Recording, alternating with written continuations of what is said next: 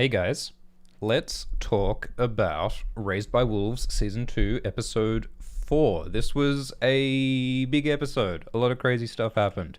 Mother took her necromancer eyes back from Marcus and attacked the atheists in a big battle.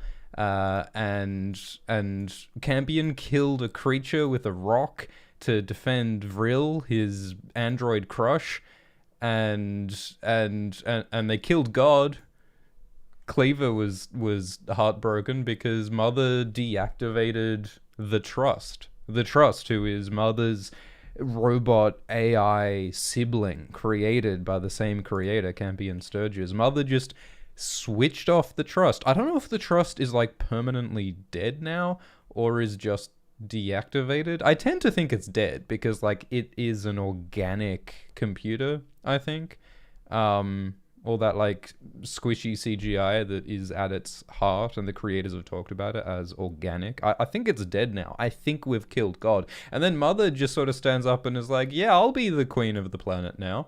Which I found kind of unexpected. Mother just sort of got up and said, like, yeah, I will lead the atheists. It'll be great. I believe in the power within all of you. I found that a little bit abrupt, honestly. Like, why is Mother suddenly so concerned about this broader group of people? I thought Mother was very focused on her own family and her own children and stuff. I thought she didn't really give a shit about humanity at large. Like, she blew up that Mithraic arc in season 1, you know? I don't know. I found that slightly weird or inconsistent with Mother. Oh, and also there's like a new god. We killed God, but there's a new god because this like glowing light being appears. Which seems to be the thing that like Father created, like his little craft hobby project has come to life. His Frankenstein's monster has come to life, and by the way, it's God, it's soul, it's the light. Except is it really? Because earlier we had the light appear to save Campion from Tamburlaine or whatever his name is. Campion was about to be killed, and then this light appeared, and we saw this entity, this strange glowing entity. And my immediate thought was that that must be Paul. Because, you know, Paul got infected by this skin disease, by this bioweapon from the Trust. And Paul got all fucked up. And I thought that that was connected to the appearance of this glowing light thing, because Paul has been connected to the god soul. Paul has heard the voice of the god soul in his head, and so I thought that now that his body is like encased in this disease, maybe Paul is like projecting himself out into the world as this like glowing body of light. So I thought that Paul was the glowing light thing, but then at the end of the episode, it makes us think that the thing that Father made is the glowing light god, which I believe is called Grandmother. The creator of the show has talked about this thing that Father built, and apparently it is called Grandmother, and it's like this ancient android, because he discovered the android corpse and put it back together. Thanks for the super chat from Out of Commission, who says that the Trust is voiced by the obscure Star Wars character Moff Jerajod, who takes charge of the Death Star in Episode 6. Cool. I've got to love a Moff. I like to see some Moff representation up in this. I do really enjoy the voice of the Trust. It's a beautiful voice. And I think it's done really well. Thanks for the super chat from Son Goku, who says, you better talk about Milk God. Yeah, well, I really enjoyed the milk sequence. There's always a good milk sequence in this show. Can always be relied on for some high calcium hijinks. Where is it? Here we are. So we had Father. We saw this lovely shot from the trailer where Father like pours this fuel blood onto the desiccated corpse of this mysterious ancient android, and they're all like, ooh, what's it gonna do, what's gonna happen, and then they walk away, and just when they walk away, all the milk gets slurped up inside the body, which I thought was a very cool way of doing it. Like, you get the sense that it is like this desiccated, dry husk that is like greedily sucking in the moisture, sucking in the life to like bring itself back into into existence. I thought this effect was quite nicely done. I think it's really cool. So anyway, yeah, let's talk about this episode. So we started in the cave, in Marcus's cave, and we had I really enjoyed this conversation between Paul and Marcus, because Paul and Marcus obviously have a, shall we say, rocky history, a rocky past, because Marcus killed Paul's real father and pretended to be his father, and Paul is quite forgiving about that,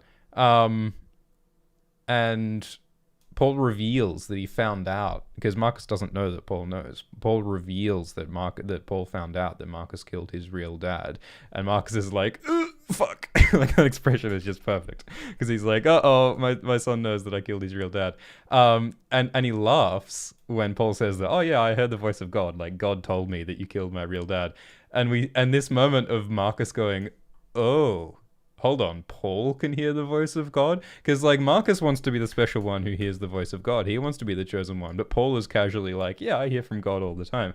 So there's, like, a jealousy from Marcus there. Because this episode is about Marcus sort of losing his prophet power and being shown to be a fraud is part of what's happening here. So,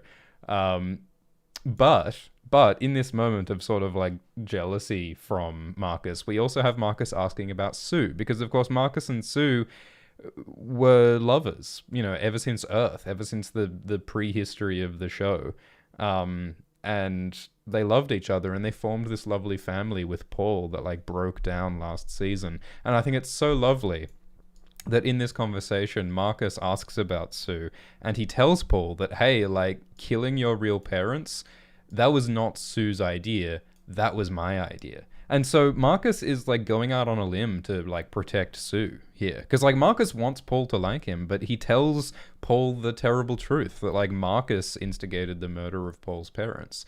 So I think it's really lovely that, like, Marcus here is showing, like, real concern for Sue and real concern for Paul, which sort of shows that his relationship with Decima is, like, not that important to him.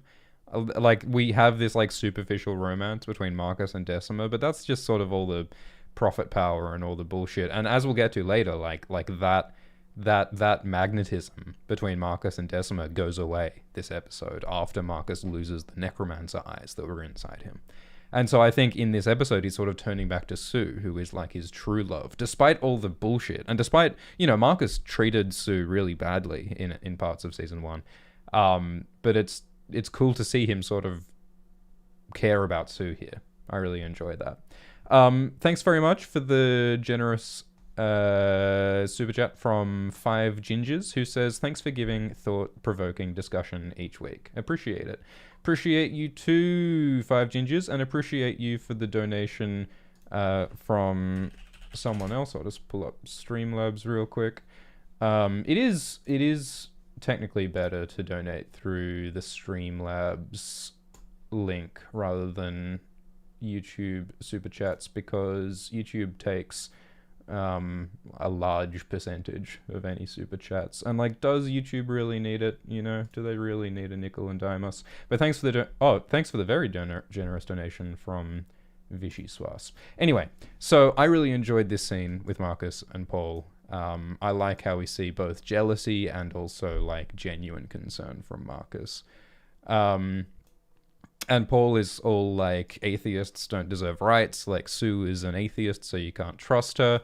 And Marcus is like, oh, maybe she'll come around. So Marcus is really defending Sue here. And, she might come around. I think Marcus sort of wants Sue to come back to him. I don't know what has suddenly prompted this. I guess like Marcus spending time with Paul again has like reminded him of how much he cares about Sue. And remember, I think it was last episode or the episode before, like Marcus had this vision where Marcus was looking at Decima and Vril by the fire. But for a moment he saw Sue and Paul by the fire. He had that vision a couple of episodes ago, and so he definitely, like, we are awaiting like a reunion between Marcus and Sue. And like, Sue has been so lost this season. Like, Sue has been so sort of lonely and disconnected and hurt. And of course, I don't think the solution is for Marcus and Sue to get back together, because Marcus is like a violent lunatic and I don't think their relationship is good. But so it'd be really interesting to see like where that goes when they come back together, and how Paul might like mediate that relationship. Um, Campion tries to cover for like how he found this cave by saying that, oh, Campion can track anything, which is a lie. I wonder if that lie might come back to bite them. Like if they're like, oh, Campion, we need your help to track someone, and then Campion will have to admit that he has no idea, because Vril is how he found this cave earlier. And yeah, Marcus wants Paul to kick this robot habit. Wants him to let go of his connection to mother and father. More of a emotional manipulation. I think Marcus wants Paul to see Decima as like a mother figure, because Marcus recognizes that Paul craves a mother figure. And so he's trying to get him to sort of attach to Decima, which I think is, emotionally manipulative. Jim in the live chat says that Sue looks ill. Yeah, Mother does comment that Sue looks like she has a low blood oxygen or something. I mean, to be fair, she did get shot by her son last season. Maybe she's still affected by like the physical and emotional consequences of that. Okay, and then something kind of crazy happens. So remember, like we were talking last week about how this mouse, this little mouse that used to be Paul's pet in season 1, and which was used as a tool by the god Sol last season, is now used as a tool of the Trust godlike AI. Because the Trust plants this biological weapon inside the mouse to use it to destroy Marcus, using Paul as a pawn. Which I really enjoy. I really liked that. And I think we sort of guessed that something like this might happen, that like the Trust was manipulating Paul. Like when the Trust said, hey, we're going to attack Marcus, the Trust was manipulating Paul to go to Marcus. There was no attack planned at all. So I like that kind of nasty manipulation. And I really like the conversation that the Trust and Mother have about this later on. Because there's like this moral philosophy going on where the Trust is saying that, hey, like, I think it's worth killing a few kids to kill Marcus, this dangerous terrorist. So that's like this sort of harsh utilitarian philosophy where he's willing to sacrifice lives in order to save more lives, just like the trolley problem.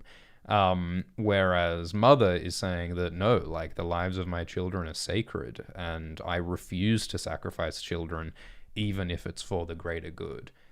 So I liked that there was this like real sort of like moral, ideological discussion underpinning this scene, which was also a scene of sibling rivalry, right? Like it was this like moral philosophy, but it was also like Mother and the Trust were both created by Campion Sturges, and they are rivals for like leadership and power on this planet. And so there's also like this emotional angle on it. So I don't know. I really enjoyed that scene, but we'll get to that.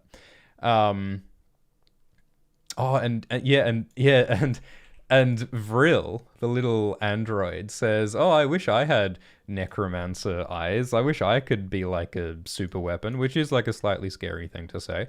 But she's like, yeah, that'd be cool. And then Campion says, yeah, but if you had the necromancer eyes, no one could safely look at you. And then Vril's like, aw, like, that's so cute. Look at them. Look at Campion's little nervous smile. Campion is crushing on Vril really hard. Oh, then Vril has a little smile. It's a really cute moment. Campion's actor in the after show this episode says that Campion loves Vril, or believes that he loves Vril, which is a really interesting relationship between a human child and a robot child. And I really love how that leads to Campion murdering a creature in order to defend Vril, which we'll get up to. Because, like, you know, Campion's whole thing is that Campion is like this super moral kid who doesn't want to murder or hurt anything. Campion sort of independently came up with like being a vegetarian. Like Campion refused to eat the creatures. Campion refused to hunt the creatures last season. Like, remember when everyone was making traps to kill the creatures, and Campion was like a moral objector to that. But in this episode, when Vril is threatened by a creature, Campion's like, well, fuck. Like, I have my morals, but I'm willing to compromise my morals to protect Vril. So I'm going to beat this creature to death with a rock to protect Vril, which I thought was really lovely. I did get a bit of a, like, low-budget Doctor Who villain vibe from this creature. Like it looks to me like a sort of a practical effect latex rubbery monster suit situation. Again, the special effects are not great, but like that's okay. Like I think it did the job. And I think I find the design of this creature interesting because it looks different to the creatures that we've seen in the past. And these creatures, remember, seem to be related to humans. They are meant to be like devolved humans who are descended from the human creatures and the Neanderthal creatures that lived on this planet in the ancient past. But it seems as though they were like forced underground by like the serpent's dominion of the planet. And yeah, like they started hunting them last season for food, and Campion was like a conscientious objector to that. But now he's beating one to death. But I like how like this creature looks different. It looks like more of an aquatic version of the creatures. Like it's adapted to more of like living in the water because it came out of the water.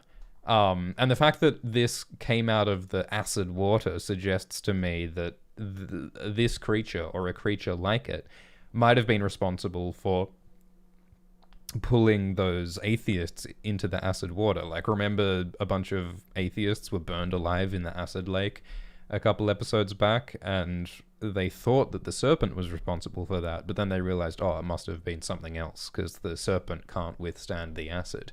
This creature can withstand the acid, so maybe it was the thing that pulled the atheists into the acid. But the thing is, like, this little creature doesn't seem like it would be strong enough to pull that giant box into the acid. Where was that last episode? It was earlier. Was it in season 2, episode 2, that those atheists got pulled into the water? Should we find that? I think this is the moment here, isn't it? Because yeah, here's what happens. So in season 2, episode 2, all these people like loaded into this building to try and hide because like the serpent was flying overhead. But then something pulled like this cable that was connecting the building, and this entire building got pulled with the people in it into the acid water. And those like dozen atheists just disintegrated alive in this really horrifying moment. And I now that you look at it like this, I couldn't see a creature or a few creatures doing it. Like that's a lot of force dragging that big metal building and all the people in it. I don't think this scrawny little creature could have done that, right? I mean, this scrawny little creature is having difficulty pulling Vril and Campion into the water. I don't think it could carry all those people. So I don't know, maybe I also still like the idea that maybe there is like a giant serpent. Maybe there is like some giant ancient Balerion the Black Dread version of the serpents lurking in the acid water. I like how that mystery is still alive. All right. So yeah, I really enjoyed what's going on with Campion and Vril's relationship, and obviously like Decima's brutal assault on Vril this episode was also amazing, and we'll get to that. So Paul was hurt by this like biological weapon, which I thought this was like quite well done. Like it's horrifying, like seeing the way this thing like creeps up Paul's skin. Like it is so stomach churning and creepy. There is you know that phobia that there's is it called trichtophobia or something? There's a word for like the specific like horror and fear of like seeing lots of little holes or lots of little like pustules or nodules on something. Like some people have a fear where where like beehive, like honeycomb is sort of an example of this, and some like seed pods and stuff like that, like lots of little holes in a surface. In some people, it elicits this really like visceral horror reaction. And I wonder if some people got that reaction from this. I think it's called tryptophobia or something like that. Anyway, so yeah, I thought this was a really cool, like, visceral horror that we got from this biobomb. And Marcus's reaction is to ask Sol for help, which does not avail him. So again, like, Marcus's faith in Sol, he is not a true prophet. He is not able to channel the god. And I think it's really interesting that as Paul is being overtaken by this disease, you can see these green serpent eyes that he suddenly gets, which does, again, give me a slightly low-budget Doctor Who villain vibe. But I love this, like, creepy serpent thing, because it's like, hang on, what is this doing to Paul, exactly? Like, I thought this was just, like, a bioweapon used by the Trust and used by the atheists to kill Marcus. Why is it transforming him into a snake? Because, like, now that you think of it, like, these shapes on Paul's face, it kind of looks like scales, doesn't it? It looks like the scales of a snake. And these eyes look like snake eyes. So is he being transformed into a snake? I listened to the official Raised by Wolves podcast with Holly, that there is an official podcast for this TV show. And the host said something along the lines of, is Paul mutating into a snake baby? Which, as soon as she said it, I was like, oh, fuck, maybe that is what's happening. Which really gets my little noggin ticking, because remember, like, last season, like, the Sol god, its goal seemed to be to birth serpents. It wanted to bring serpents back to this world, and that's why it tricked Mother into birthing a serpent last season. That was the sinister plan of the god. And now, all of a sudden, we've got more serpenty stuff happening again. And this biobomb was the Trust's plan, supposedly, but, like, is it also making snakes? People have speculated that, like, there might be a connection between the Trust and the Sol Planet Core thing. We've talked about how like the planet core that we saw last season, which I think is the god Sol. This thing that we saw last season looks a lot like the Trust, which is like a blue version of this. And I've seen some speculation that maybe there's even some time travel stuff happening, like, or maybe like Sol is just like an ancient version of the Trust. Like, Sol is just this quantum computer from thousands of years ago that has become really powerful and like the Trust, and it's just trying to make snakes. And maybe the Trust, like, in its last days was sort of becoming like Sol and becoming like, maybe it was becoming a snake god as well. Maybe Sol and the Trust are siblings in the same way that Mother and the Trust are siblings. I think there's a lot of cool possibilities there. Thank you so much for the super chat from Stephen Folden, who says, just want to say thank you for the content. Thanks, guys. Yeah, no, I'm really enjoying doing these weekly live streams. I've also got to say, like, the YouTube comments, the discussion that's happening about this show in the YouTube comments has been so lovely. Like, some of the best, like, YouTube comment discussion I've seen. YouTube comments are normally a garbage fire, but if you look at the comments of these live streams, there have been some really cool ideas and really nice conversations happening. So I love it. Well done, guys. Well done, class. All right, so Paul is all fucked up, and it is really horrible to see him like this. And I love Marcus's, sincere desperation to help his surrogate son, Paul. But then Marcus wants someone to blame. Marcus is a dick about it. I mean, Marcus's prayers failed to help Paul, and so Marcus then sort of bitterly turns on Vril, because it was because Vril and Paul and Campion came to this cave earlier. That's how the Trust knows that Marcus was there, and that's why Marcus committed this. That's why the Trust committed this bioweapon attack on the cave. So Vril is sort of like indirectly responsible for this. I mean, so is Campion, right? But Marcus chooses to blame Vril because Marcus hates robots, and also because Decima like Decima loves the robot Vril, and Marcus doesn't approve of that love, which I think is like a jealous, controlling thing. Like Marcus, like it is a fair argument to say that Vril should not, Decima should not allow herself to love this like fake robot. Like there is something kind of pathetic and like morally weird about loving an artificial person instead of loving a real human person. But like also I think this is a jealous controlling thing because Marcus wants Decima's love for himself and he doesn't want to share Decima's love with Vril. So I like how, again, that like I love how just like layered these characters are, like they have personal emotional reasons for the things that they do. They have like plot world building things. They have like supernatural pressures. There's a lot going on with these characters, so I'm really enjoying it. Ethan in the live chat says, talking about like weaponizing the snake. I mean, that's another thing we'll talk about because Mother wants to keep her serpent baby, but she also realizes that the serpent baby is dangerous. And so Mother experiments with like creating a control chip so that she can like control the serpent in case it starts like eating her children or something.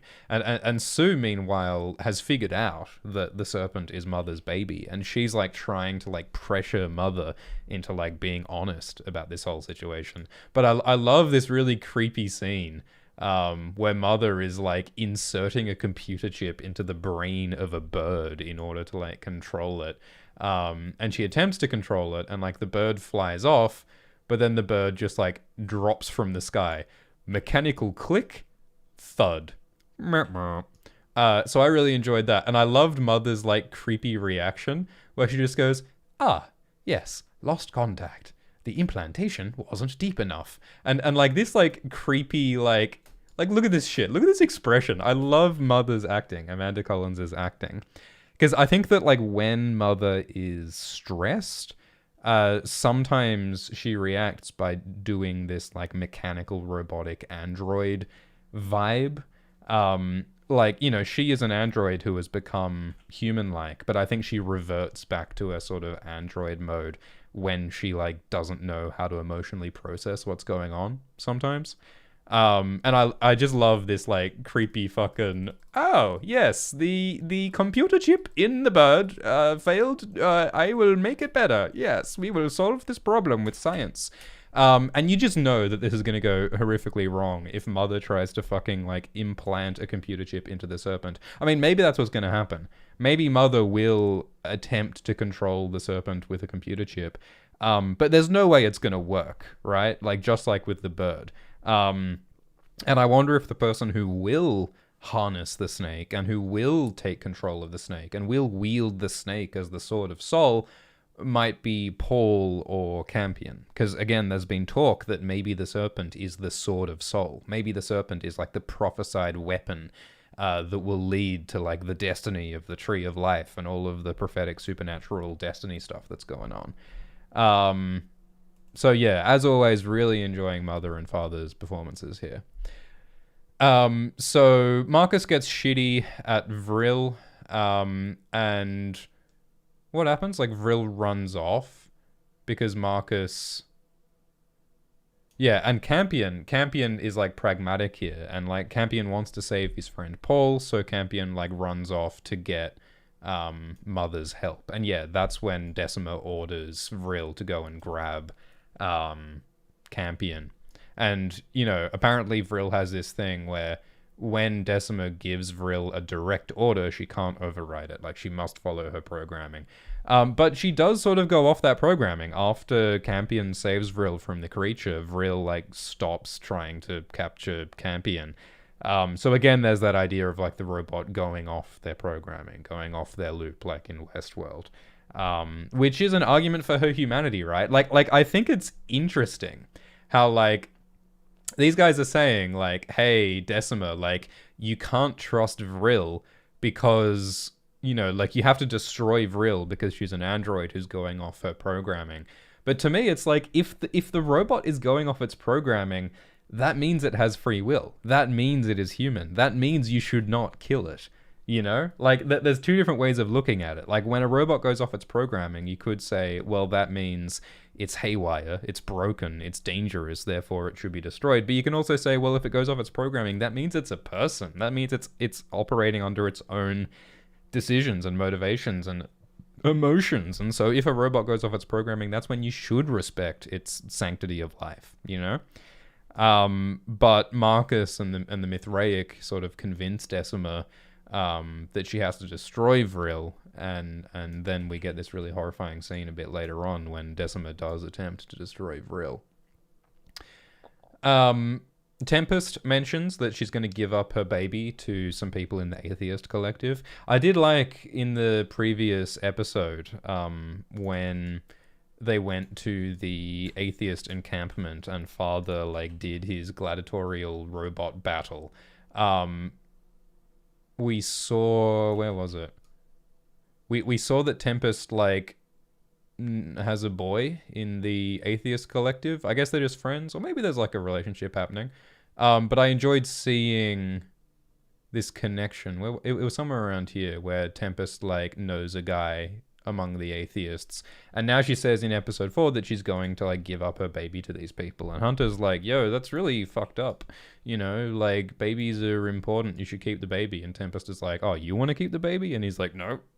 So Tempest is choosing to give up her baby because like she didn't choose to have this baby. Like remember, like this was a product of rape. Like that Mithraic priest Otho raped Tempest while she was unconscious in hibernation on the Ark.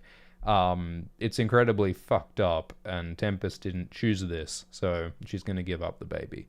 And as Hunter says, like this is a significant baby because this is the first natural-born, human-born baby on this planet. And I still wonder, like, what might the destiny of this baby be? Like this show is so much about like birth and death and new life and pregnancy and reproduction. There's got to be some like special destiny or some special significance to this baby, surely. I mean, I wonder if you know, there's going to be so much focus on like Campion and Paul, like Romulus and Remus, like the legendary, mythic, prophesied founders of the civilization on this planet. Like it's such a big, huge, whoa. But I wonder if like sort of in the aftermath of that and sort of in the ashes of all of that prophecy nonsense, like after the dust settles, maybe it'll be Tempest's baby that will be like sort of the new life and sort of the hope and sort of the founding, beginning life on this planet, you know? Like maybe it's not all about bloody magic and prophecy and destiny. Maybe Tempest's baby, the first baby on this planet, will be like the hope for humanity. And, you know, obviously there is like a dark cloud over that from the fact that, you know, this is Otho's rape baby. And this is the child that Tempest is giving up. Like, those are very, like, dark circumstances from which this life will grow. But, well, sometimes that's what happens in life. Like, shit, like, awful things happen. But, like, life continues, you know? And, like, that baby is no less important or sacred as a result of having been born from a horrific crime. And so I wonder if the show might play on that. I wonder what... And the baby's coming soon, right? Like, Tempest has been pregnant for a while, like, since season 1. I'm not, like, counting the months here, but I don't know if the timeline's all that bulletproof, but, like, I think we will see that baby be born, like, maybe next season, maybe at the end of this season, and I think it'll be significant. Let's just hope that when it's born, it hasn't got serpent eyes, like Paul is getting. Let's just hope it's not a snake. And we get some fun banter with Father talking about like, oh man, people sure were impressed when I like won that gladiatorial battle. I sure am a cool dude. And Tempest is like sticking up for how cool Father is, and it's just lovely to see a little bit of pride from Father here. It's very cute, and I love it a lot. It's nice to see Father get some appreciation. And with the fuel blood that he won in the Thunderdome battle, he comes back to his craft project, and he says that like bringing this robot back to life is more akin to farming than it is to engineering. Like, these androids have always been very, like, biological in design. Like, it's a Ridley Scott design, after all. And that blurring between, like, organic and mechanical, artificial and natural, living and dead, is, of course, all in keeping with the themes of, like, life and death and technology and artificiality and surrogacy. You know, there are so many children who are, like, the surrogate children, not the biological children, but they're still real. You know, androids are artificial, but they're still real. It's all about exploring those blurred lines. Josh in the live chat says that 6 months passed from season 1 and season 2. So yeah, that baby's got to be coming, you know, fairly soon. Matt in the live chat says that I think Tempest won't be able to give up the baby. Yeah, I mean, that would be something that could happen. Like, maybe Tempest intends to give up the baby, but when she actually, like, holds the baby, it's like, I can't do this. And yeah, I think that could be something that happens. But it also could be something that happens where Tempest is like, I did not choose this. And maybe there'll be some lovely atheist couple who can't conceive, who really want Tempest's baby. Like, I think that this show is very much about, like, questioning and subverting, like, the conventional biological bonds and relationships, and instead having surrogate relationships, adoptive relationships. And so for that reason, I think it would be very fitting for, like, Tempest's child to be raised by different parents. Just like Paul is raised by different parents, and Campion and the other kids are raised by different parents. Adoption is one of the themes of this show. So I think it would be fitting, potentially, for Tempest to go ahead with giving up the baby. I'm getting some real, like, divorced dad vibes from Father. Like, Father is very divorced, very separated from Mother this season. Father's not feeling a lot of appreciation from Mother. Father is feeling a bit betrayed by Mother. And so he's sort of doing his own thing. He's got his own sort of dorky craft project on the side. He's got some hobbies. He's got some own stuff going on. And, like, you know, Hunter and Tempest are coming to, like, visit and hang out with Father. You know, he's got custody this weekend, sort of stuff. I enjoy those vibes. But anyway, they managed to get the grandmother android coming back to life again. I really enjoy, like, there were a lot of moments in this episode where there were very sort of relatable human parenting sort of moments going on, like, in the relationships between Father and the kids, with, like, Mother and Sue, and, like, the way they were talking about their kids, and, like, Marcus and Paul. Like, I love how this show goes so, like, supernatural, high fantasy, magic nonsense, but also has genuinely really, like, interesting and engaging human drama and, like, relatable stuff going on. It does such a good job of balance. Like, it is not easy to do both of those things at once so well, especially when they sort of interconnect as well as it does in this show. So I really enjoyed it. And yeah, this is another example of, like, that sort of relatable parenting stuff, where, like, Mother is, like, saying, hey, you shouldn't be playing video games, you should be doing your homework. And Vita's like, fuck it, I want to blow up the robots. I'm a little rebellious kid. And then Mother breaks Vita's Xbox because she's playing it too much. And it's this very sort of, like, you know, tantrums, emotions, parental relationships. Like, go to your room. Like, I love how real this is and how real this feels. And it also, incidentally, seems to give Mother the idea to program the serpent with this control chip. Like, she takes this control chip out of Vita's GameCube and decides to implant it into the serpent. And I think that's another example of how great it is that, like, you have these very sort of human, relatable moments of the relationship between Mother and Vita, which just seamlessly segues into this science fictional concept of using the chip to put in the serpent. And also, like, with this video game, like, there is an element, I think, like, this video game is an atheist video game about blowing up necromancers, right? Like we saw this game earlier, and this is like a propagandistic video game that like shows it shows the hatred for necromancers that exists in atheist society, because in the war on Earth there was this terrible conflict between the necromancers and the atheists. And so I think that might be another reason why Mother really doesn't like this video game, because this is a video game about killing her own kind, you know? And Vita's pretty good at it, obviously, because she's got 1,000 points. I kind of like how there's like these little glowy things on Vita's head. It seems to be like a mind control video game, which we're probably not far away from, actually.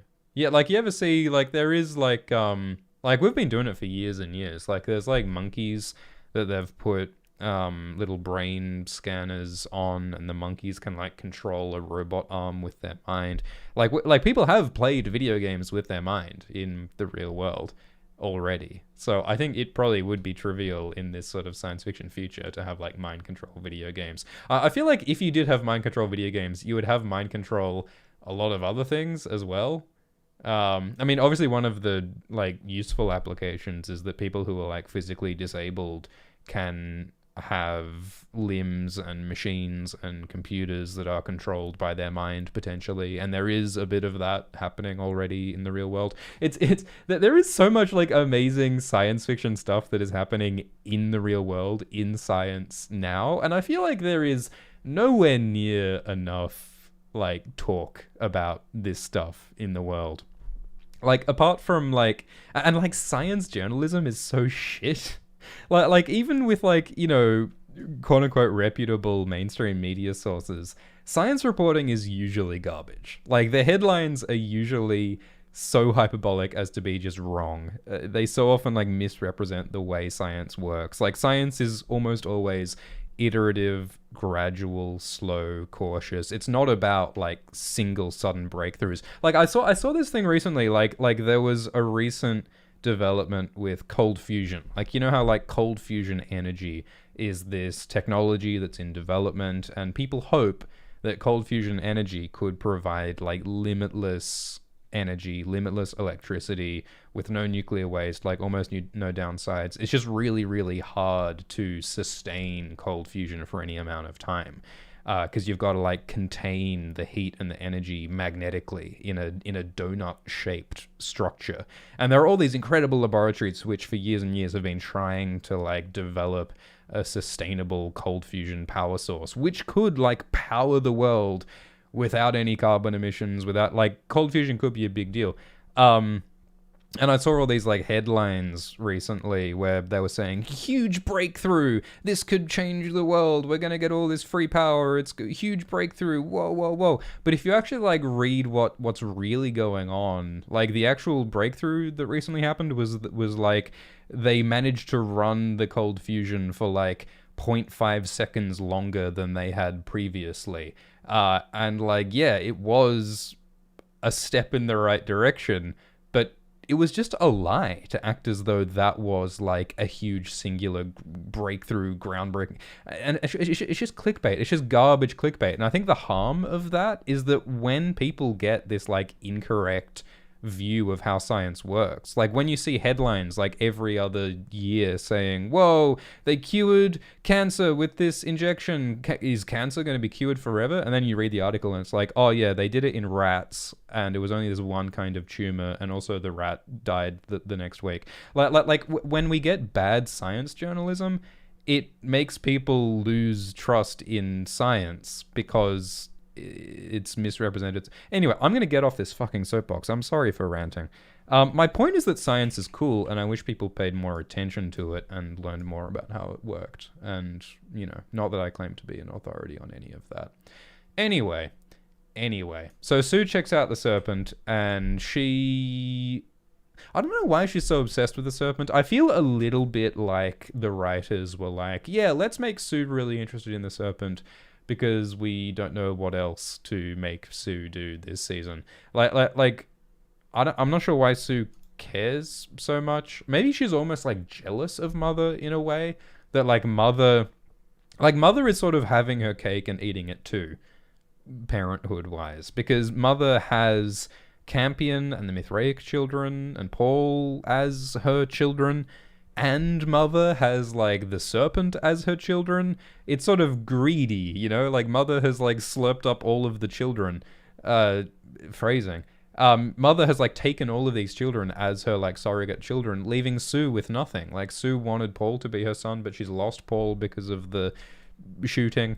And I think Sue is feeling like lonely and devastated, and Mother is greedily having all the relationships, and maybe that's part of what is motivating Sue trying to sort of like press this relationship with Mother and the serpent. And then again, like maybe Sue is just being pragmatic and she's saying like, hey, maybe keeping a giant deadly psychic snake as a pet endangers us all. I think that she also may have very pragmatic, rational reasons for wanting to like deal with this snake. So yeah. King of Mad Cows in the live chat corrects me and says that it's not cold fusion, it's just fusion. Yeah. Is cold fusion the version that is like, cold fusion is like, if we can do it without all of that crazy heat that's hard to control. That's more, but that's not, we can't do cold fusion yet, so we're just calling it fusion. Is that it?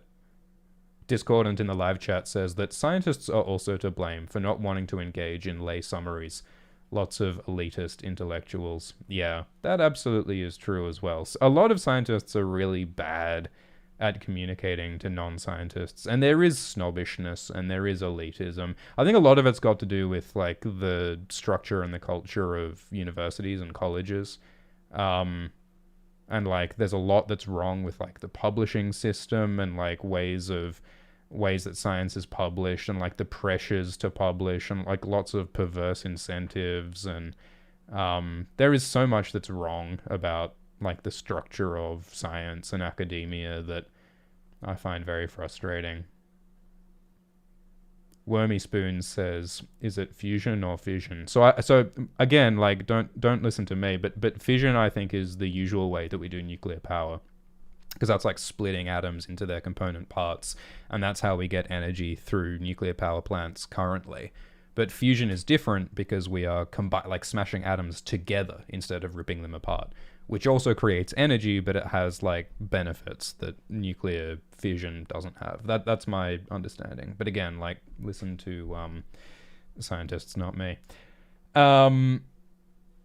All right, so Mother and Sue have this conversation about the serpent, and I like how Mother says, oh, you know, the reason why I'm keeping the serpent is because Campion has become very attached to it, when of course the real reason is that Mother has become very attached to it. And I wonder, you know, Mother is like trying to deceive Sue here, but I think Mother is also like sort of deceiving herself. Like Mother is convincing herself that, oh, you know, I'm just keeping the serpent for everyone else, when the real reason is that Mother is being selfish, you know? Mother is being selfish by keeping this serpent, which absolutely does potentially endanger everyone around her, and she's doing it for her own sort of, you know, maternal feelings. And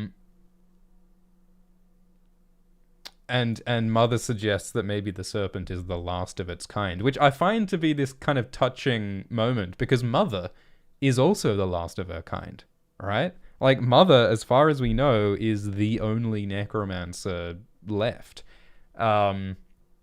Maybe. I mean, the grandmother robot that Father just brought back to life, I think, is some kind of necromancer. I think the show creator said something like that.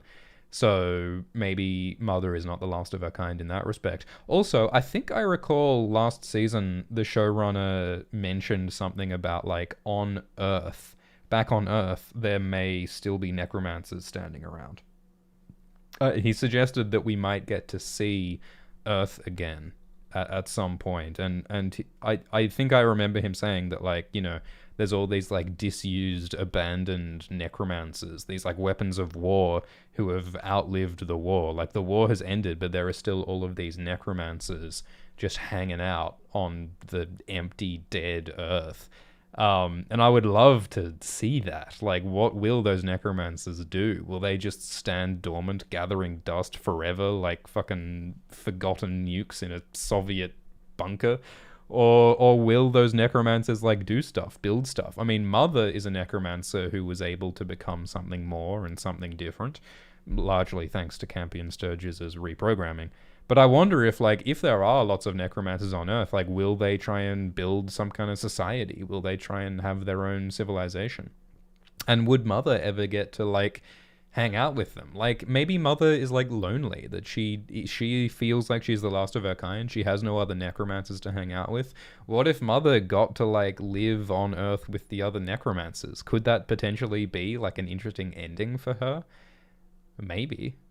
But yeah, I really enjoy this sort of, like, maybe part of the connection between Mother and the serpent is that Mother feels lonely as the last of her kind, and the serpent kind of is the only one of its kind. And the other thing is that, like, the serpent has Mother's, like, necromancer DNA. Like, I think the showrunner said that, like, I mean, we've seen it, that, like, this serpent thing, it makes, like, necromancer scream sounds, like Mother. And it is flying, and it's not just biological, it's technological. So, like, this serpent is, like, part, like, Mother's DNA. And so, like, I think that's another reason why Mother feels attached to the serpent, because, like, the serpent is her blood, it's her genes, it's her DNA. And so it makes her feel less alone, that there is a creature out there that is like her. So I think that's a really gorgeous, like, sort of emotional reason for the connection there. Travis says, why didn't the Mithraic bring any necromancers to Kepler? That's a great question. I wonder if part of the reason is that they wanted to leave the war behind. And they didn't expect that any atheists would survive the destruction of Earth, so maybe they just thought they wouldn't need necromancers. I feel like they may have addressed this. I feel like they may have mentioned offhand something about this. But yeah, it would make sense for the Mithraic to bring some necromancers, you would think. Because they brought some, like, very simple robots, like Carl, to Kepler 22b. Curious that they didn't bring necromancers. I don't know. Alright. Matt in the live chat says, why are they called necromancers? They don't seem to have anything to do with their name other than, like, death in general. Yeah, because the word necromancer, like, I don't know what, like, the full history of that word is, but at least in, like, fantasy stuff now, a necromancer brings people back from the dead. A necromancer like, raises zombies and raises skeletons with level 100 conjuration spells. And Mother doesn't do that. Mother doesn't bring people back to life. I mean, you know who does bring people back to life is Father, right? Like, Father brought this grandmother thing back from life. He was, like, bringing life back from this, like, dead corpse. That is necromancy, if anything is necromancy. But necromancers don't do that. So yeah, it is an odd name. I feel like Aaron Guzikowski might have just used it because it sounds cool. And I think that's legit. Like, it does sound cool. That's fair enough. But yeah, maybe, but necromancy certainly does tie into the themes of the show. So maybe there will be a bit of necromancy from Mother at some point.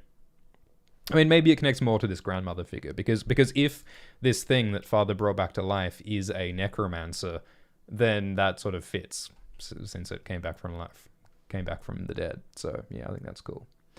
Jonathan points out that Father gets brought back from death a lot. Yeah, that's true. I mean, Mother brought Father back to life repeatedly. So Mother is a necromancer in that sense as well. And like, the serpents were extinct on Kepler 22b. The serpents were dead, but by birthing that serpent, Mother brought the serpents back to life on Kepler 22b. And I think you could say that is also an example of necromancy.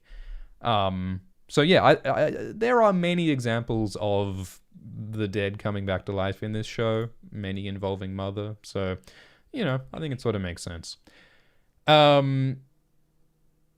Sue says that she hasn't been sleeping well ever since Marcus came back. Because, yeah, Marcus is a source of both fear and attraction to Sue, I think.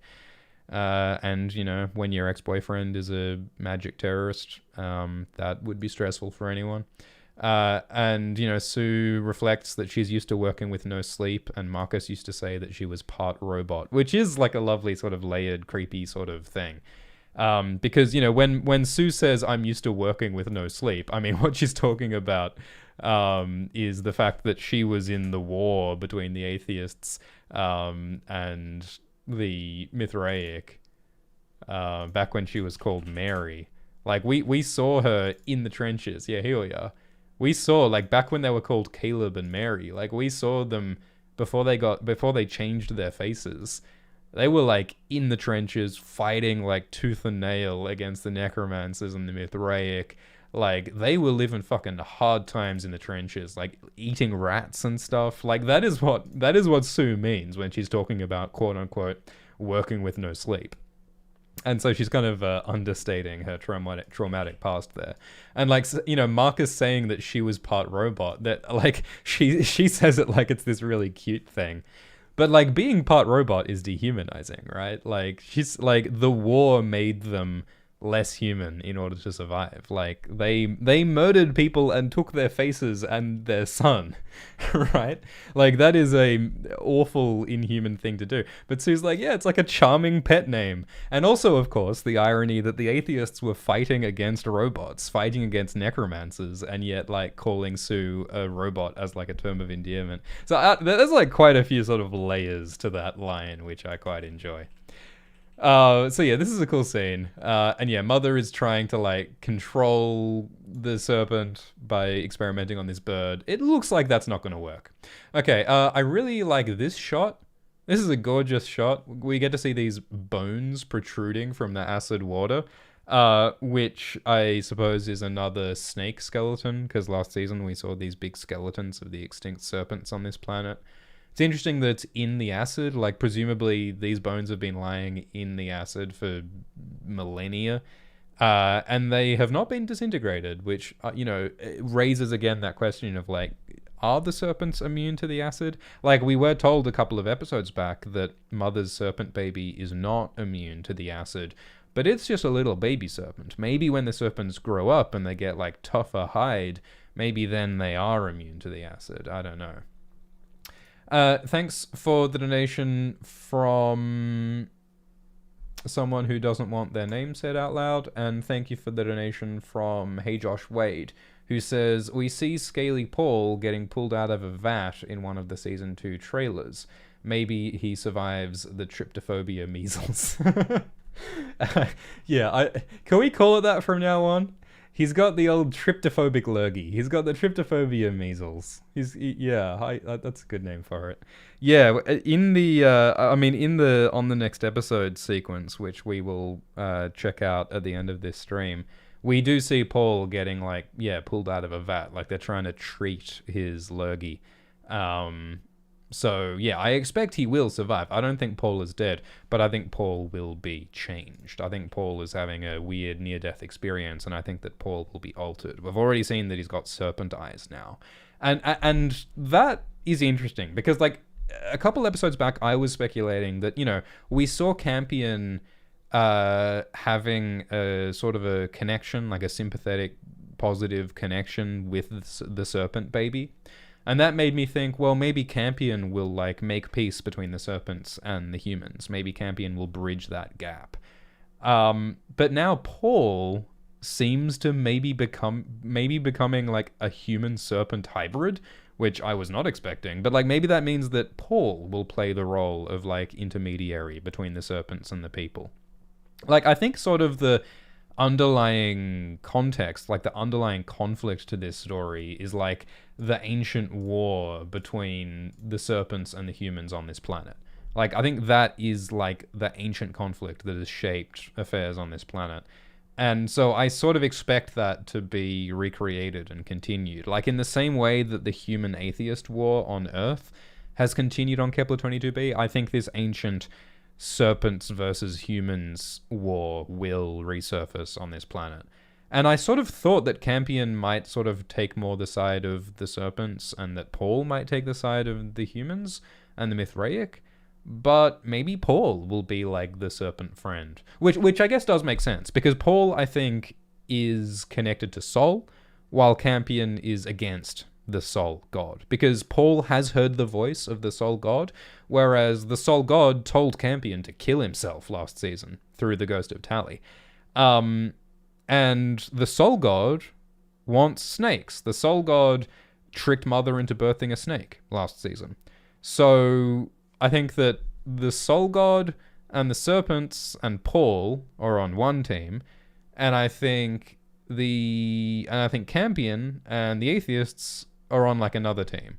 Like Campion is against God because God told him to kill himself. So I think those are sort of the sides that are forming, the battle lines that are being drawn. But that being said, like Campion's actor in the after show this episode says that like Campion is special because he's one of the only people who has a connection to the atheists and has a connection to the Mithraic. And it's not like Campion is like a hardcore atheist, because like Campion does have religious feelings. Campion has prayed. Campion has like, he says that trees have souls. So you know, Campion is sort of in between maybe.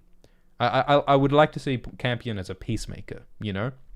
He sees the life in androids and in humans and in serpents and in fucking trees. Like he's the hippie. He loves everyone, peace and love. And so I hope that he may succeed in bringing some peace and love to Kepler 22b. Wallflower points out that Campion saw Sol. Yeah, well, as we're about to get to, like Campion does get saved by Sol. He gets saved by God this episode. But I mean, what is that really? Like, is this a manifestation of the same, like, soul god entity that was opposed to Campion last season, or is this thing something new? I think this thing might be the grandmother robot that Father brought back to life this episode. That might be what this is. I also kind of like the idea that this is, like, Paul's consciousness. Like, this is, like, a supernatural manifestation of Paul, like, projected from his encysted, cocooned body. They did use that word cocoon in the after show to describe Paul's condition. And what happens to a cocoon, right? Like a caterpillar goes into a cocoon, the caterpillar metamorphizes into a butterfly and then emerges from the cocoon. And I think that's what's happening to Paul. Paul has gone into a cocoon. He will metamorphise into a serpent person and then emerge changed from the cocoon. I think that's what's happening to Paul. Which, again, why the fuck is that the result of the Trust's bioweapon? Why is the Trust's bioweapon turning Paul into a serpent hybrid? That seems very weird to me. Maybe there's something like latent inside Paul that like is manifesting itself. Or maybe like the Trust is somehow connected to Soul secretly. Maybe all sorts of possibilities. But yeah, I'm not entirely sure what this thing is. I think we're meant to think that this thing is the grandmother thing that Father brought back, but I don't know. Maybe it is channeling Soul. Maybe Paul has something to do with it. I don't know. And why did it save Campion is an important question. Like, that's sort of why I thought it was Paul, because like Paul would want to save Campion. And also like the weird like texture, like this sort of like mottled bubbly texture on the thing looks to me like the tryptophobic measles that Paul has. It looks like his skin condition, those sorts of rounded, bubbled, mottled pattern. So I don't know. I'm intrigued. But anyway, so like Vril gets instructed to grab Campion before Campion goes to Mother. And then a creature emerges from the acid water and attacks Vril, so Campion saves Vril by killing the creature, which, as we said, is a big deal because Campion is like a vegan hippie who doesn't want to hurt anything, but he compromised his morals to save Vril, to save his crush, so that's cute. And I also like how we got these serpent screech sounds from Vril, and like Vril used those serpent screech sounds in order to like sucker punch Campion, and in order to sort of distract him and throw him off, which I think is interesting. Like we've heard Mother do those screeches, we've heard the serpent do the screeches, and now Vril has like imitated these screeches because Vril is like a professional imitator, right? Like Vril's thing is that she is imitating the real human Vril, who was Decima's child, and so she is like a sort of a chameleon, I suppose.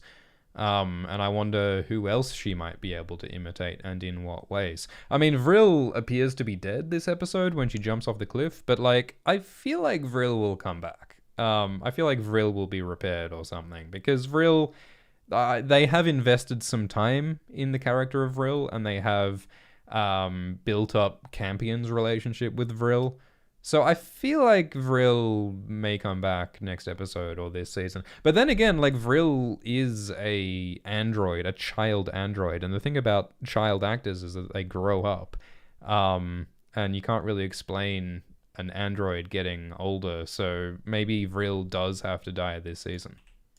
I don't know. But I think part of the point of the Vril Campion relationship, is expanding Campion's empathy and like demonstrating Campion's capacity for empathy. He cares about snakes, he cares about people, he cares about robots. He sees like the goodness and the life and the value in all things, which I think is really lovely.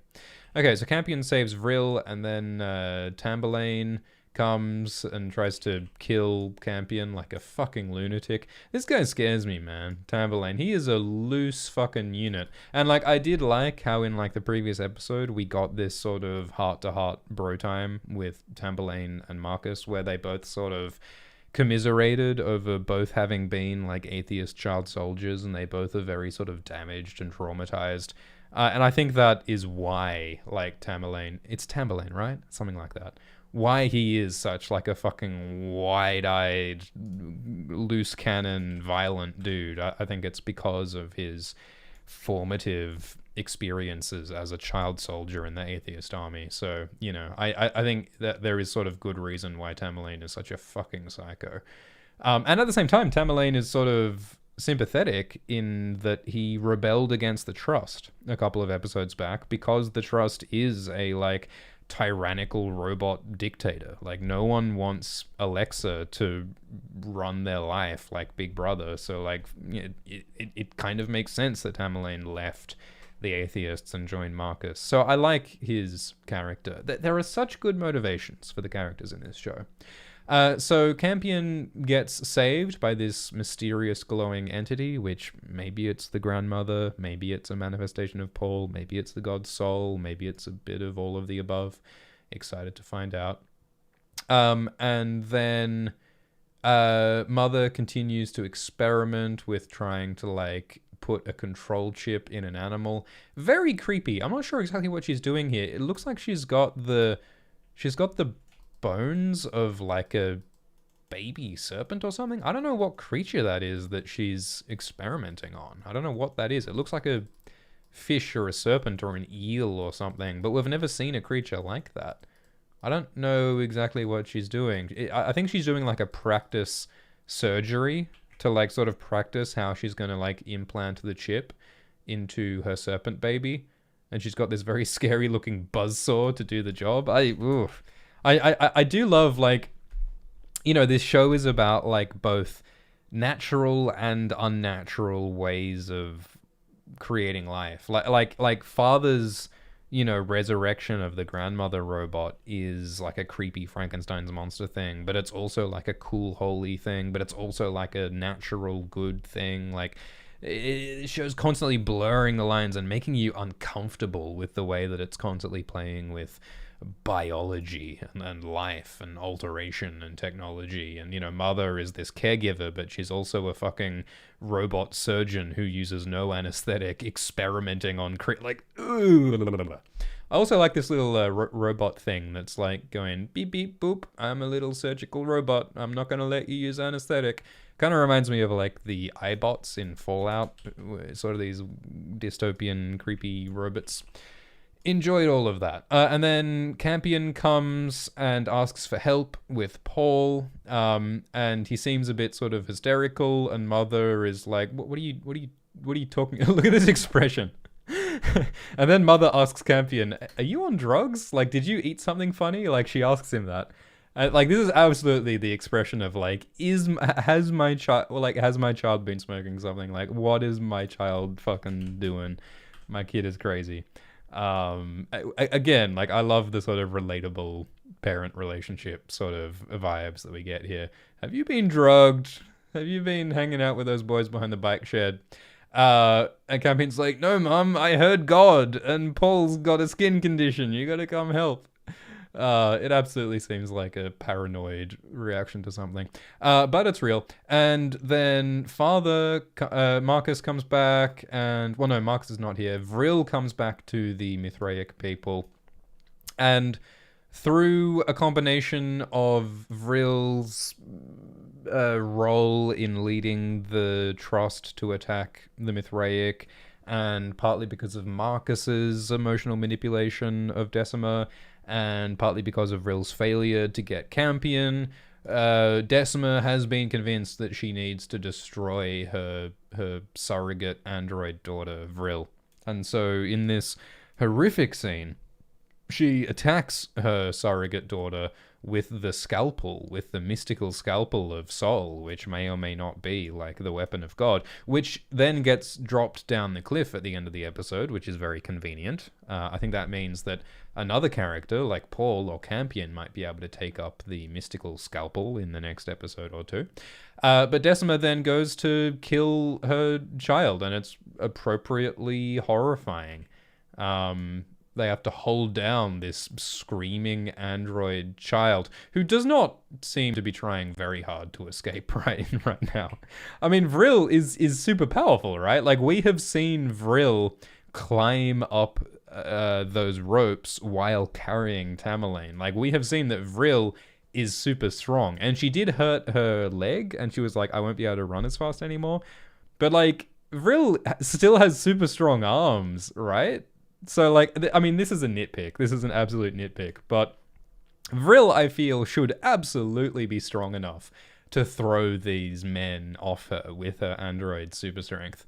I feel like they at least should be struggling harder to hold her down. But of course, you know, it's a child actor. They don't want to hurt anyone. So it, you know, whatever. But like, if they wanted to be more realistic, like maybe they would have to like disable her, or like weaken her with a stun gun, or like put rocks on her arms. Like like they could do like if they want to do like the religious imagery, they could like tie her down in like a crucifixion position with like a boulder on each arm. Like, if they wanted to make it even more horrific and even more like cinematic, I think they could have done something like that. I think that would be in keeping with the themes and the imagery of the show, if they did some like dramatic, like Vril's like tied down beneath rocks, like something really horrifying. I feel they could have done, but this was still a very effective scene. And Holly, like, I love how Holly is complicit in this. Like, Holly, you know, like, Holly doesn't have all that much of a connection to Vril, but Holly, you know, like Vril appeals to Holly's relationship with Campion, and like Vril rightly says that like Campion would be horrified that his surrogate sibling Holly is helping kill Vril. Like, that is really fucked up. We haven't had like a lot of like character building, character growth with Holly, but you know, this is an effective moment for her. So anyway, yeah, Vril asks, "Are you going to break my neck again?" We still don't know what happened to the real Vril. We don't know how or why Decima apparently like killed her human child. And I'm fascinated to know what that backstory is. And so that does add to like the horror and the drama. Like is this a repetition of what happened in the past? Like Decima is very like emotionally murdering her child Vril, and I wonder if this is sort of like a repetition or a repeat of what happened to the real Vril. Like, did Decima kill her real human child Vril in a similar fashion to what's happening now? Why did Decima break the human Vril's neck? I don't know. I would love to find out. And so Decima has this like huge emotional outburst murdering a child, and then this like incredibly creepy moment when Vril like looks at the camera and she just sort of like innocently like says, "Oh, you don't have to kill me," with these gouges across her face. So effective. And then it gets even more creepy because Vril's face gets cut off. Decima tears off Vril's face, and even Bartok is like, "Man, this is a bit too fucked up for me."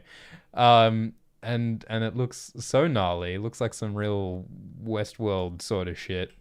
And then Vril escapes and like runs and like jumps off the cliff, which is like, why does she do that? Like, at first when Vril was like running off the cliff, I thought that she was gonna like jump into the water. Like, what I thought was going to happen was that Vril was going to jump into the acid water and it would burn off her flesh, and then she would, like, crawl out as, like, a Terminator, like, robot thing, you know? Like Decima rejected the humanity of Vril and treated her as a machine. So I thought that Vril was going to, like, crawl out of the acid as a machine, like with her humanity burned away and like turned into something mechanical and terrifying as a result of Decima's rejection of her humanity. I thought that was what was going to happen when Vril jumped off the cliff. But no, she didn't jump into the water. She just jumped to her death, apparently, which is weird. Like, why would a robot commit suicide? It makes me wonder, like, what happened with the human Vril. Maybe like Vril here is like following the programming of what her human counterpart did. Maybe the human Vril also jumped off a cliff, you know, like if this is a repetition of what happened in the past. I don't know. Very intriguing. Saverna in the live chat says maybe Vril was about to jump onto the snake and fly away. Yeah, that also would have been cool. How many goddamn movies have there been where someone has jumped off a cliff only to land on a spaceship that takes them to safety? That happens so much. So yeah, like Vril appears to be dead here, I guess, but like androids can be brought back to life and have been repeatedly in this show. So yeah, I do expect Vril to come back at some point. But yeah, I think it's also significant that Decima drops this scalpel down the bottom of the cliff. So maybe someone will find Vril's body and find the scalpel, the sword of Mithras. Fuck it. Maybe Vril is the prophesied leader. Like, maybe Vril will fucking heal herself, repair herself, and will take up the scalpel and will be this fucking terrifying, faceless, scalpel-wielding Terminator bot. I don't know why, but I want to see Vril, like, fight back against these horrible humans who have made her and abused her, you know? Like, Vril did not choose to be made into an imitation of the human Vril. Vril did not choose this life. It has been chosen for her, and it's so fucked up the way humans, like, create creatures and create technology to use for their own personal whims, only to reject them and discard them like fucking Sid's action figures in Toy Story. Like, it's fucked up for us to imbue objects with humanity and then to discard them in defiance of that humanity, you know? Like, you want just like Sid's action figures attacking Sid at the end of Toy Story. I want to see Vril fight back against Decima, who had so callously rejected her. God damn. Thanks for the super chat from Out of Commission, who says, bet inland will cause Decima to have flashbacks. Yeah, Marcus says, like, we need to, like, flee inland to get away from the atheists. And Out of Commission predicts that Decima will have flashbacks. Yeah, I suppose we will get to see Decima and Vril's backstory through flashbacks, because, like, why not use the Vril actress, you know? So we finally have a confrontation between Marcus and Mother. They have fought before, and Marcus currently has Mother's necromancer eyes inside of him, which imbues him with, like, superpowers, and Mother's gonna get them back. And I really enjoy I like how, you know, Marcus says that, hey, like, it's no surprise that the Trust, like, used Paul as a weapon, because the atheists have also been using children as weapons. And Marcus knows that as well as anyone, because Marcus was a child soldier used by the atheists, and you can feel all of that resentment. I love that resentment from Marcus and Tamerlane, that they hate the atheists for the way that the atheists used them and robbed them of their childhood and robbed them of their innocence and made them into weapons and monsters. I love that resentment and that hatred that drove them away from their own side to join the Mithraic. I also love how Mother, like, says, Marcus, hey, you're primitive because you wear animal skin and you pray in whispering magic words. And like I love how she reduces his faith and mocks it. Like, because, you know, this show does put a lot of stock in magic and prayer, but like, I love how Mother just says, no, like, you're full of shit. And it's funny because, you know, she's the robot. Like, she is a human creation, and she is telling a human, you ain't shit, you're so backward, you know? Like, man makes machine, and then machine turns back at humanity and says, you're pathetic. Yeah, which it's what kids do when they grow up, you know? Like in the sense that Mother is a child of humanity. Mother has surpassed humanity. Or at least she says she has in this moment, because we know that Mother has just as many tendencies towards religion and prayer as humans do. So, yeah, again, I like the layers here. And Marcus, so they build up to this fight, and then we get the fight between Mother and Marcus fighting over Paul. And I like some parts of the choreography here. Like, I really like how Marcus grabs Mother with the serpent skin, with the skin of her son. Marcus attacks Mother with the skin, the discarded, shedded skin of her serpent baby. There's something really fucked up about that. And then he like drags her along as if to like throw her into the acid water. Like, it's such a brutal, dramatic way to start the fight. He like stomps on her face. It's so fucked up. And then Mother like knocks him down, and they both have like super strength. And then Marcus gets on top of her, smacks her head on a rock. It's very like visceral and horrible. But then Mother gets saved. Marcus almost pulls Mother's head off. But then Mother gets saved by Campion with a sling. Well, I like how Campion uses a sling because it's very sort of biblical, right? Like, who's Samson? It's like Samson and Goliath. Isn't that the story in the Bible where like the guy defeats the giant by using like a sling and like bopping him on the head with a rock? And of course, Raised by Wolves is steeped in like biblical Genesis stuff. So I think it's very appropriate that the sling is like Campion's weapon of choice, and he uses it to like distract the superpowered Marcus for long enough for Mother to overpower him. I think that someone in the live chat just said cold fusion and necromancers and travel to other planets. It's not possible. LOL. Yeah, it's not a documentary, mate. It's science fiction. Fiction. It's a story. David and Goliath. Yeah, sorry. Thanks for the correction in the super chat. It is David and Goliath in the Bible. And Saverna in the live chat points out that it was Father who taught Campion to use the sling and the rock, which was lovely. So so Campion distracts Marcus for long enough for Mother to overpower Marcus. I did mostly like the choreography of this fight, but this particular move looks extremely silly to me. Like, Mother is lying on the ground face down, and she somehow manages to like headbutt backwards hard enough to throw Marcus, like flip him backwards onto the ground and like knock him out, where he like lies on the ground helpless for a while.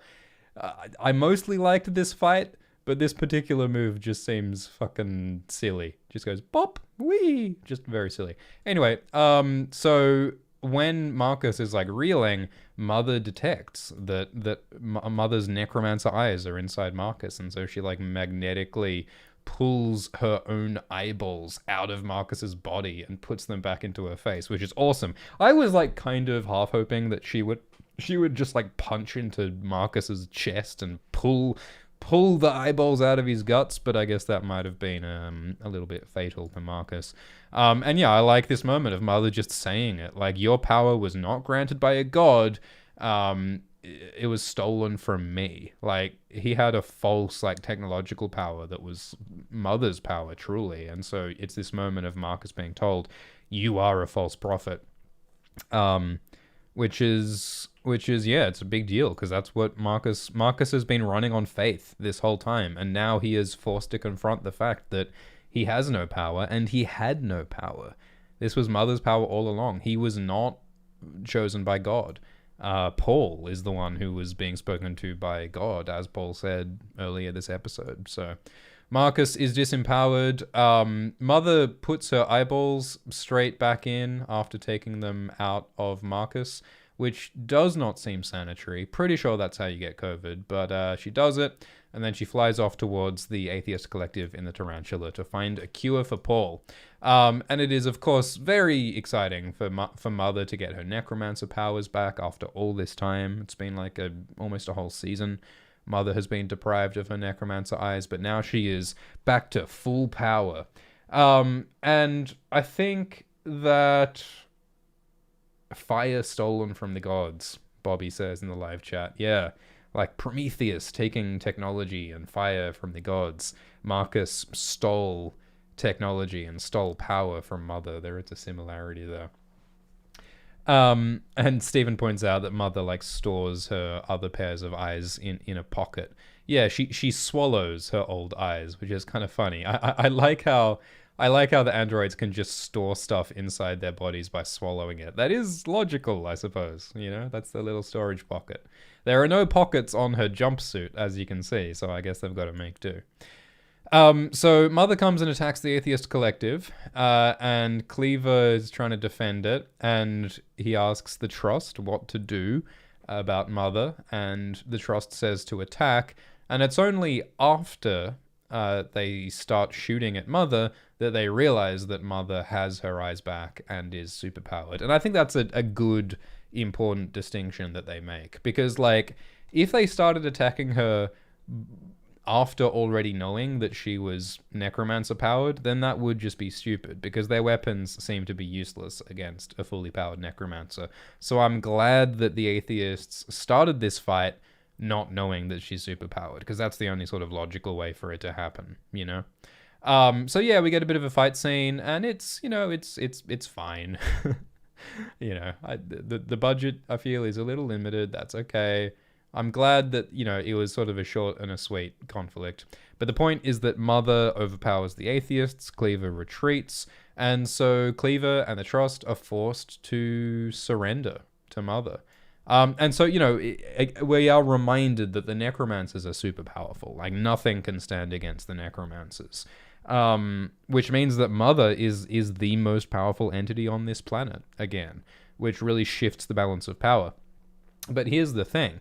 Like, I don't think Mother is going to be uncontested on this planet. I think that Mother will be rivaled by Grandmother, by this android that Father has just introduced. Because in the same episode that Mother gets her power back, we get this creature of light that Father has resurrected. And I think that's no coincidence. Like, Mother has become ultra powerful, but I think there's another ultra powerful being who will balance against Mother's power, is what I expect. Which is interesting, because, like, Father is connected to this new being, but Mother is sort of her own power. And so I wonder if Father might sort of side more with his resurrected grandmother creation. Maybe Father might side against Mother in this case.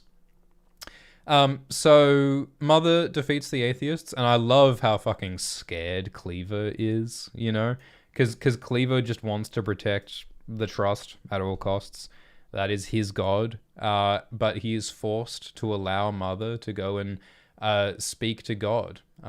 So Mother deposits the fucked up Paul cocoon to Sue. It really does look like a cocoon, doesn't it? I cannot wait to see Paul hatch from that cocoon and see how he's been changed. And of course, Sue is horrified by all of this, because Paul is her surrogate son.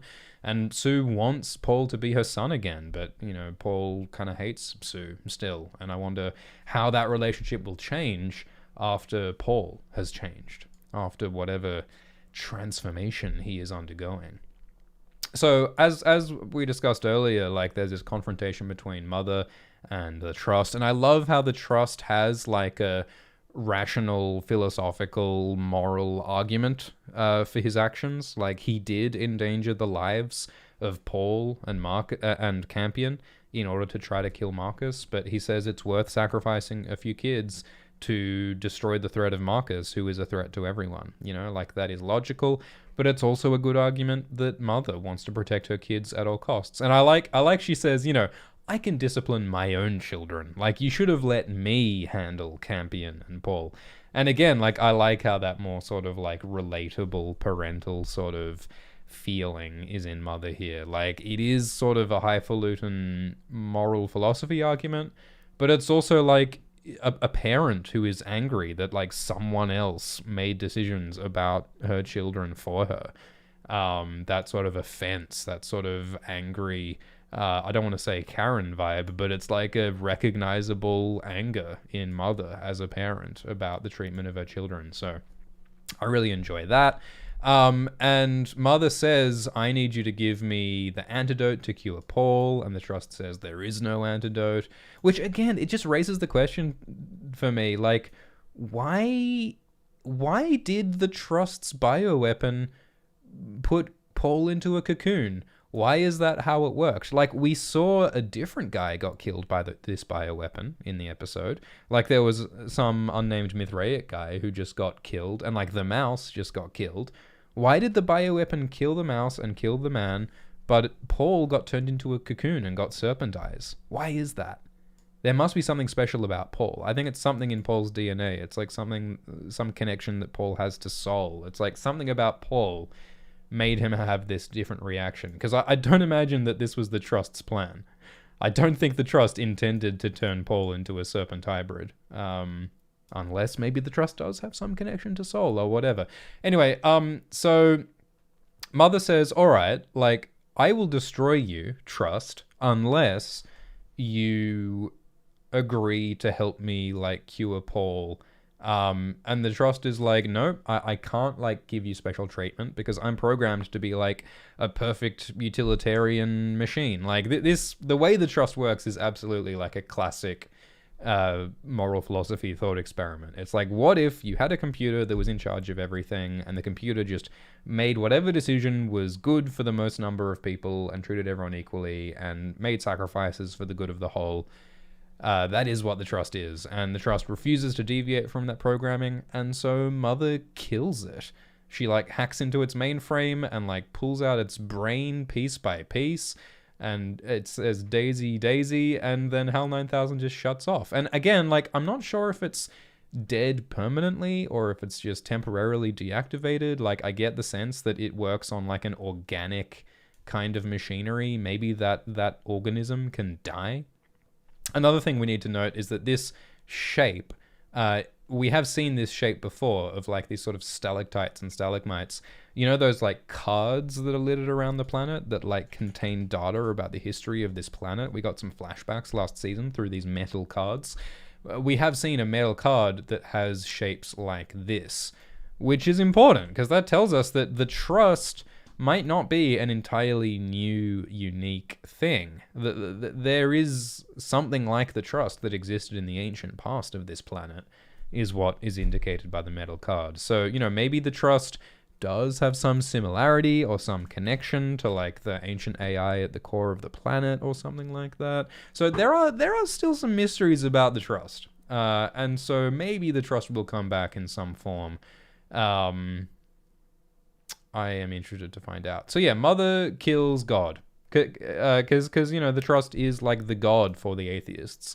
The Trust is certainly like God for Cleaver. And so I really love this scene where Cleaver, like full of just fear and trepidation, like walks into the altar, the throne of his God King, and finds it empty. Like, Mother has killed his God, and he has no voice to follow now, and he has no leader, and God is dead, and we have killed him, which I think is awesome. And then, like, a little later, like, we see, like, where is it? We see, like, on the Tarantula, we see the atheists walking around, and we see that the atheists are leaderless now.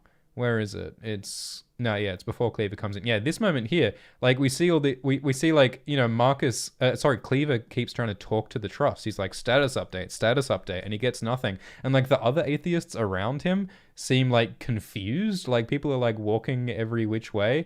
They're, like, looking at their devices. Like, this guy's going beep, beep, boop, but there's no Siri talking back. And I think that, like, this is like when the internet goes down. You know, like you ever been in a room full of people when like the internet has gone down and like people like look at their phones and go, "Oh fuck, like there's no service. What's going on?" And there's this very kind of like very pathetic fear that we modern humans can get when our devices stop talking back to us. And it's like, oh God, like we've been like disconnected from part of our brain. Like, oh no, what if we need to Wikipedia something? What if we need to check Twitter? We can't. Oh my God. Like it's this very kind of pathetic existential fear that we get when our technology is severed from us. When our pineal gland has been shut down and we can no longer access our techno god. It is a very particular feeling that I think the atheists and Cleaver are feeling, and so it is this sort of horrifying moment. And my question is like, how is Cleaver going to react to not having a god anymore? Because like, you know, he may be like rudderless, he may be purposeless, he may be lost. But maybe he also will find freedom. Like maybe Cleaver will discover the joy of making his own decisions. Like, you know, like this whole issue with the trust was that the trust said it was going to like give up the baton of responsibility and like give the atheists the freedom to govern themselves, but it never did. And the atheists were like, are you ever going to let us govern ourselves? Maybe now that the trust is dead, maybe the atheists will now finally get to lead themselves. Like Mother says this episode, that Mother says that she is going to take over power. And she says that she is going to, you know, give the atheists their own power and their own leader when a leader arises. Why not Cleaver? Will Cleaver step forward to take that baton of responsibility and leadership? I hope so, but like, I don't know. And yeah, so as soon as the internet turns off, people start rioting. Everyone's just like running around and like burning shit. And like this is the problem with dictators, right? Like when you have a dictator and you don't have a clear like ladder of like chain of leadership. If the god king falls, if the tyrant falls, who is in charge? Like, there is no backup plan. So everyone's just running around like headless chickens because they're like, there's no Wi-Fi. We don't know who's king. There is no god. They have no capacity to lead themselves because they lived under this like totalitarian, all-consuming system. Like, remember, they got those like job marbles. They got those task marbles that told them what their job was every day. Like, they were totally ruled by this computer. And as soon as the computer goes off, they're fucked. They don't know what to do. Frank Herbert would have loved this shit. Frank Herbert, the author of Dune, was very, very, very skeptical about our over-reliance on technology. I mean, he was writing Dune in the 60s, and he was saying we rely on technology too much. We need to think for ourselves. We need to make our own decisions. We should not rely on computers. And that's why in Dune, the backstory of Dune is that the humans rejected the computers and they destroyed all the computers in the Butlerian Jihad, and they said we must think for ourselves. And this is exactly what Frank Herbert was sort of warning against. This is one of the many reasons why you should not over-rely on technology and on tyrants. Man, someone should really make some Dune videos, huh? Dune videos. I bet someone's making some Dune videos. I bet. All right. So everyone's freaking out, and Mother gives this speech where she's like, I am the new dictator of the planet, and I am not a conqueror. I am your servant. I believe in you, and I totally will give power back to you very soon. We will hold democratic elections after my coup. I pinky promise that I will give up power and we will hold elections. I promise. Which is a promise that, like, often is broken in real history and in real present. There are many countries right now under the control of military coups and dictators who promise to give back power and never do. So I wonder if Mother will become a dictator. And I wonder if Mother will be challenged by Grandmother. And I wonder if there will be sort of a rebellion that happens. I think that would be very interesting. And I wonder if Father and Mother will be on opposite sides of that conflict. Like, it reminds me, and I hate to say it, but it reminds me of Game of Thrones Season 8, Like, Daenerys gave so many speeches where she was like, yeah, I'm not a conqueror, I'm gonna help you, it's gonna be great.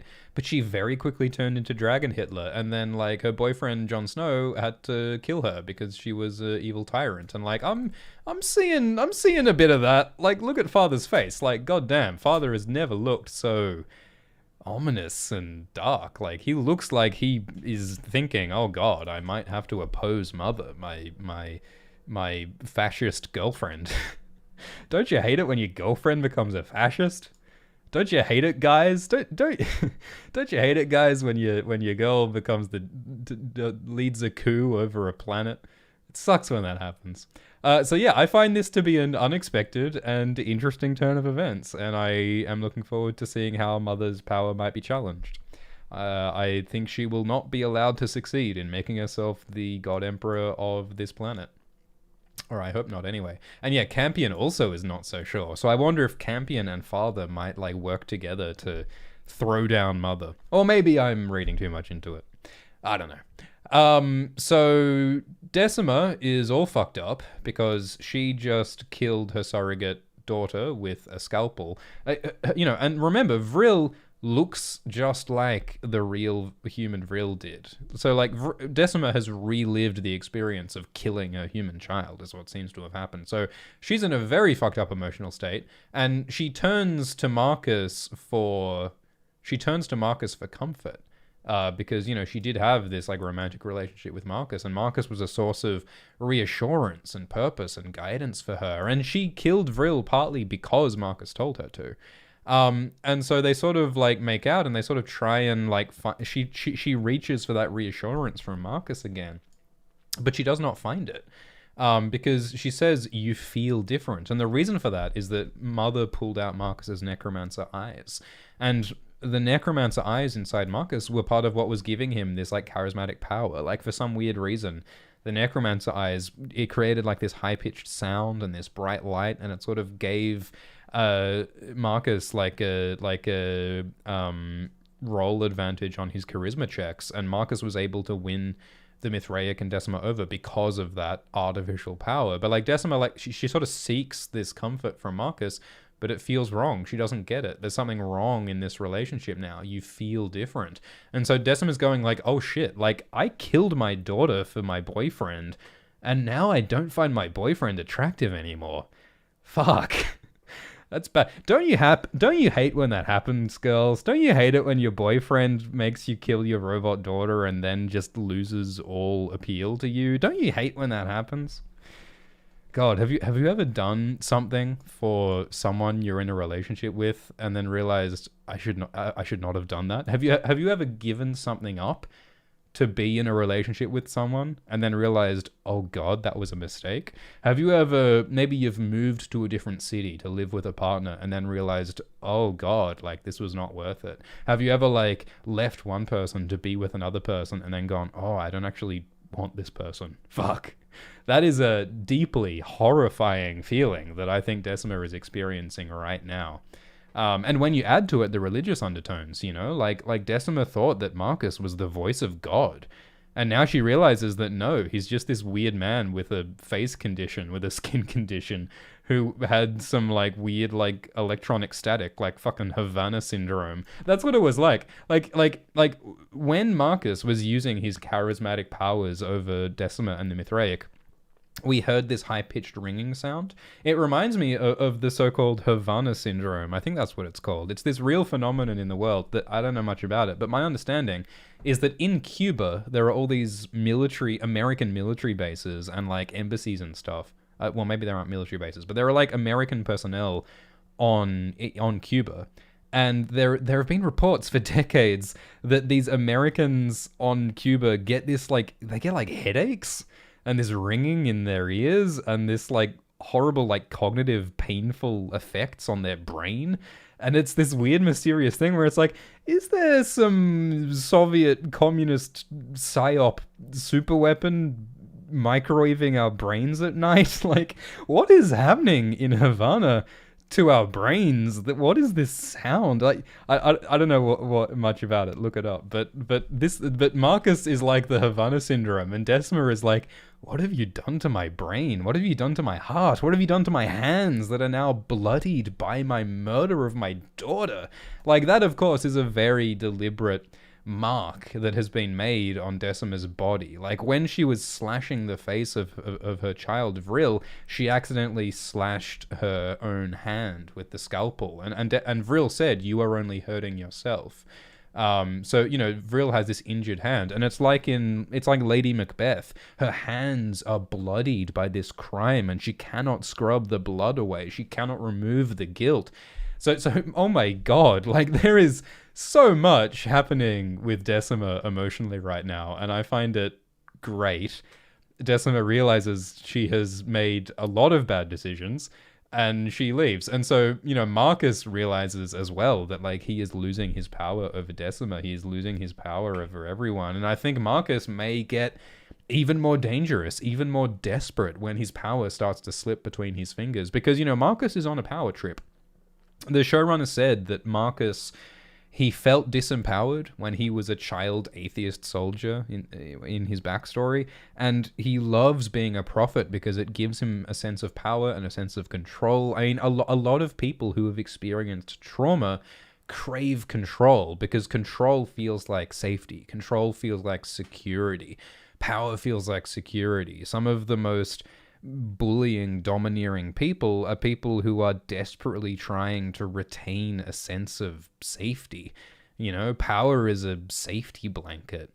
Power makes people feel safe when they're scared, and I think that fear may drive Marcus to do ever more drastic, scary things.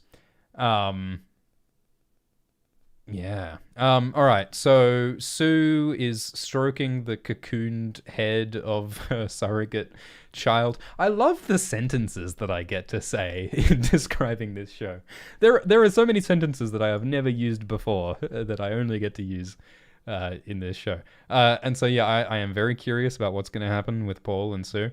Father goes... I love how, like there's this rioting happening in the atheist community because the internet was turned off. Which, by the way, is something that they do in the real world. Like, sometimes when there are protests and riots getting out of control in countries, sometimes governments turn off the phone signal. They turn off the internet in order to stop people from communicating. I guess sort of the opposite has happened in this case, but I find that a really interesting thing. There are governments who have turned off WhatsApp and turned off Twitter and turned off SMS in order to stop or to try to stop protests in their countries, which is interesting. But Father, when all this anarchy is happening, the first thing he does is to go and visit his craft project. His lockdown craft project. You know, a lot of people in COVID lockdown, you know, baked bread or started embroidering or knitting. Father started a little project to resurrect an ancient dead super powerful android. And I love this scene. I love this scene when Father comes back to his studio and he's like, oh God, what the fuck has happened? Look at that burn mark. Look at the ash, the scorched metal. Like, something destructive and terrifying has happened. And the first thing he says is that, like, oh, Mother must have done this, which is, like someone said in the live chat, it's great that, you know, Lorifa Fox Bane in the live chat says the first thing that Father thinks is that, oh, Mother must have ruined this, which is such a great resentful feeling from Father. You know, he immediately wants to blame Mother, which shows the resentment that Father still has for Mother. I think what really happened, I don't think Mother did this. I think that the grandmother resurrected android did this itself. I think it is a powerful ancient entity. And I think that it is this light entity, this glowing light. I think this is the grandmother that he resurrected. And I think it is a godlike power to rival Mother. And so I'm incredibly excited to see... Yeah, Mother has taken away my last vestige of comfort. This really was, like, this was Father's one thing that made him feel good about himself. Like, and you know, Mother gets to have children. In the same way that I think Sue might feel a bit of jealousy that Mother gets to have all of these children, I think Father is kind of jealous that he doesn't get to have, like, a child relationship in quite the same way, with quite the same biological depth that Mother has with some of her children. So yeah, like I'm fascinated to see like what will father's relationship be with this thing that he has created. Like there are all these people who get like parental relationships with their creations. What will father's relationship be? Like mother has kept up a relationship with this dangerous serpent despite its dangers. Maybe father will keep up a relationship with this grandmother thing despite its dangers. The other interesting thing is that the grandmother robot seems to disable father. Like father seems to be like knocked out by what's happening here. And I wonder if the grandmother thing is going to change father or alter father. Like what like why is father going unconscious here? Like for the story, like why does father need to fall unconscious? What's going to happen here? I cannot wait to find out. Okay, we're going to end this live stream shortly. We'll have a quick look at the on the next episode thing. So if you're worried about seeing little spoilers, the trailer for the next episode, you might want to avoid that. If you've got any burning questions or last things you'd like to discuss, anything you reckon we missed, mention it in the live chat. Twan in the live chat says that maybe Paul will be devolved. Ooh, yeah, like we have seen those like devolved human creatures on the planet, like the one that attacked Vril this episode. Maybe that's what Paul is changing into. Marks in the live chat says, father immediately thinks, oh shit, mother has gone mad.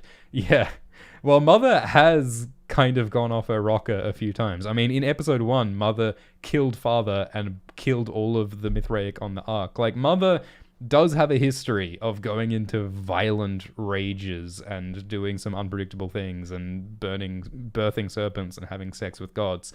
So it's not entirely unreasonable for father to be worried that mother has done something drastic, as indeed she has, again, this episode, by making herself dictator of the planet. So there's good reason for all of that.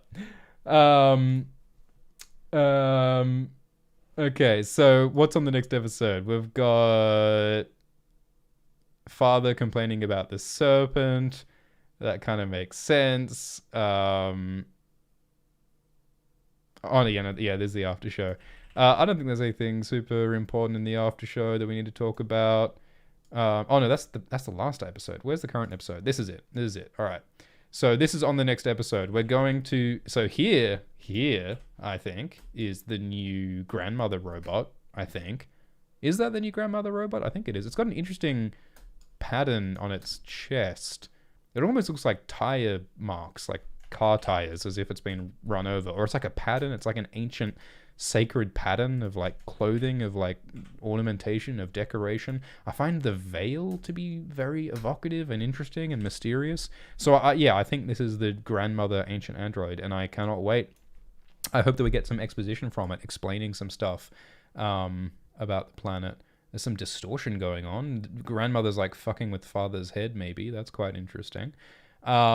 Maybe grandmother is like captured father. Maybe that's why father went unconscious. It looks like Paul will be reborn, metamorphized next episode. That'll be exciting. Mother says it's an evolution.